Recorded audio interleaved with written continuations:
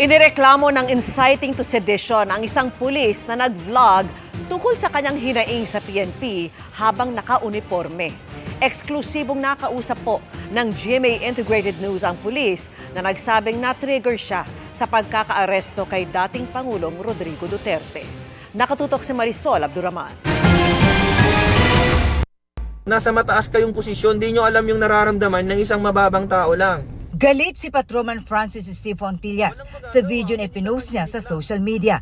Habang naka-uniforme ng pulis, nagsalita siya tungkol sa prinsipyo at pag-apak sa dignidad. Ayon sa PNP, politically charged daw ang mga sinabi ni Fontillas sa kanyang mga post na tugon daw sa pagkakaaresto kay dating Pangulong Rodrigo Duterte. Sinampahan si Fontillas ng reklamong inciting to sedition, kaugnay ng Cybercrime Prevention Act sa Quezon City Prosecutor's Office.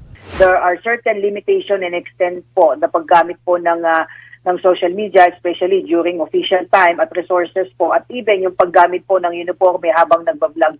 Sa aking eksklusibong panayam kay Fontillas, sinabi niyang nagpatong-patong daw ang hinanakit niya sa PNP na pinalala pa sa pag-aresto kay Duterte. Na-trigger din ako dyan. Kasi bilang pulis, hindi ako kasang-ayon sa ginawa nila. Never ako nag-udyok or nag-invite ng mga kasamaan ko na mag-aklas sa bayan kasi wala naman akong purpose na mag-aklas sa bayan. Ang purpose ng vlog ko lang is to express my principles and hinaing sa organization. Sabi ni Fontillas, handa siyang harapin ang lahat ng reklamong isasampa laban sa kanya.